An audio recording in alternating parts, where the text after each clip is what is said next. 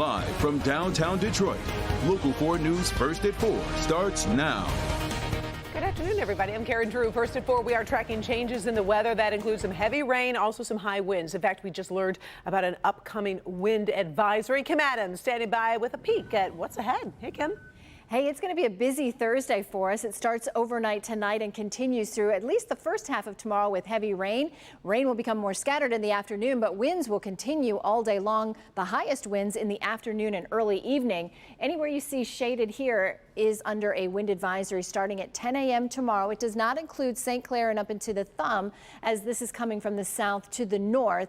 And here we are in February, believe it or not, under a marginal risk for severe weather right along I-94 and south. And the reason why is because we're going to get some wind gusts tomorrow afternoon that could reach severe criteria. Now, this is not a widespread, like a summertime event that you would see with severe weather, but a few of these storm cells could reach severe limits because of the wind factor. So the threat for tomorrow will be high wind. That's a medium threat, not much hail, but also flooding is a concern, isolated flooding, especially since we expect up to an inch of rain in the morning hours until about noon. 42 in Mount Clemens. It's a nice afternoon. Let's focus on today. 46 at Metro and its City Airport. I'll have more on tomorrow's weather coming up in the forecast in just a few minutes.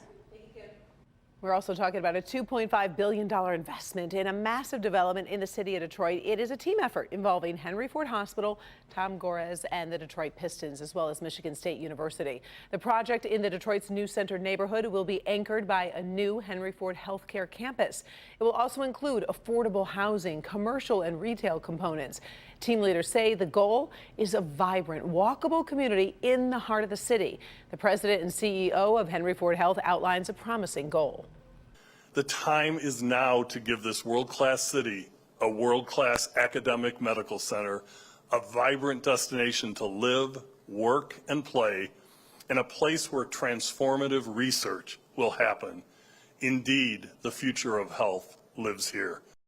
Plans are big, and they're groundbreaking on the hospital and a research center is set to start next year.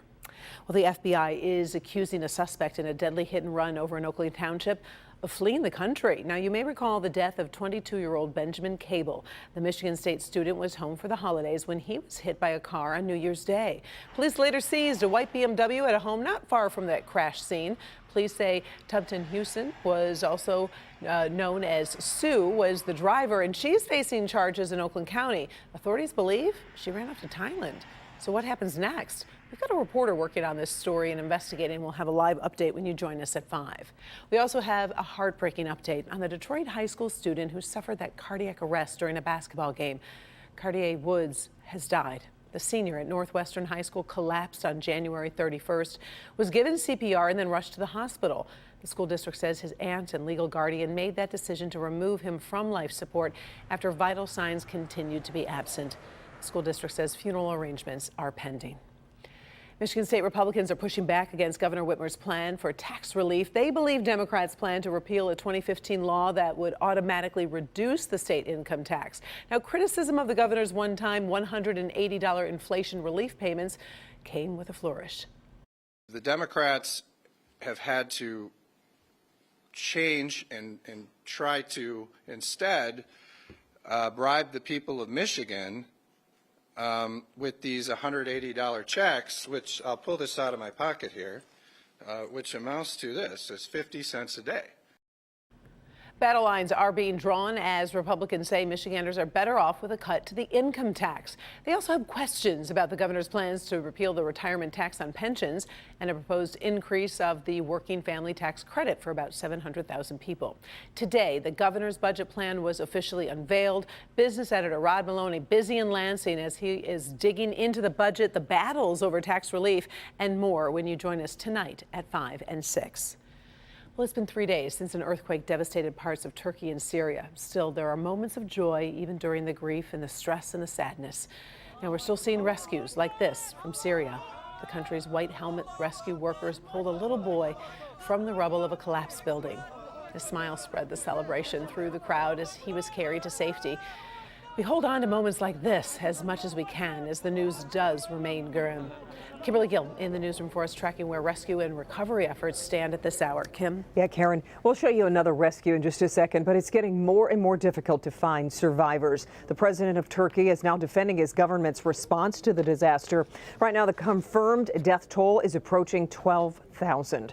The president there says winter weather has been a factor in slowing down the rescues, and the earthquake destroyed a runway at the airport in one hard-hit city, making it tougher for relief equipment and supplies to arrive. He's slammed internet misinformation on the government's response, and access to Twitter was restricted, even though it was being used by survivors to alert rescuers to their locations. Experts say it's too soon to give up, but the survival window closes a little more every day. Right now, anyone trapped has about a 22% chance if they can't get the necessities like food and water. Search teams from more than 24 countries have joined tens of thousands of emergency personnel in Syria and Turkey. There's another rescue that played out on camera here. This time, an entire family was lifted from under the rubble. Many of those who survived have been forced to sleep outside in their cars or government shelters. And while the death toll is hard to fathom, it's still not the deadliest quake in Turkish history. The country sits on top of a major fault line. About 18,000 people died in another powerful earthquake that hit northwestern Turkey. That was back in 1999. We'll have another update when you join us tonight for Local 4 News at 5. Karen, we'll send it back to you. All right, always appreciate it. Thank you, Kim. Sure. Well, one of the most notorious trials in America right now is actually put on hold today after a bomb threat. The judge in the Alex Murdaugh double murder trial calmly and quickly evacuated the courtroom just before 12:30 today. We're told a bomb threat was called in. Murdaugh is accused of shooting his wife and their youngest son. His defense team contends there's no direct evidence linking him to the crime. So far, no word on when testimony will resume. Celebrating Black History Month offered a school in Detroit a really great way to get students to class on one of the state's critical count days. The staff decided to transform the school into an entirely different continent. Kim DeGiulio was invited to take a tour of several different countries without ever leaving the city.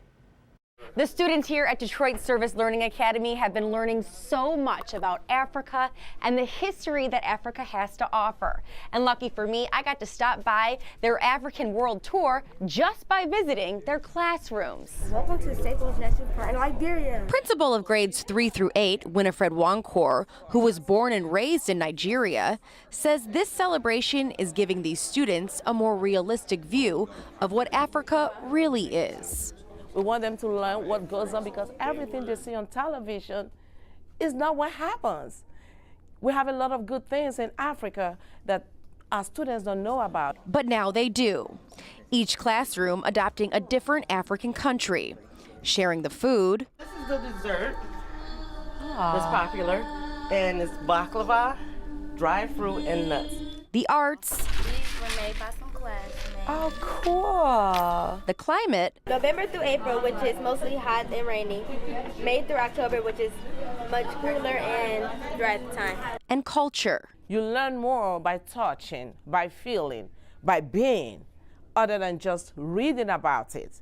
So now they can really, like this classroom right here, they can really tell you about Liberia. The students here dressing up like the trees of Sapo National Park. Sapo National Park is also home to the endangered pygmy hippo. Superintendent D'Angelo Alexander is thrilled that his students are learning new things this year for Black History Month. A lot of times we want to talk about the same historical facts, Martin Luther King, Harriet Tubman, and so Rosa Parks, but there's so many more African Americans and African history to know. He hopes this celebration will only whet their palate of intrigue for Africa and other places around the world they may not know much about. And hieroglyphics can represent individual sounds, whole words, and can tell you about the words coming before or after them. And it can get quite complicated. In Detroit, I'm Kim DeGiulio, Local 4. And there are also service learning academies in Redford and Oak Park. Both have similar celebrations today as well.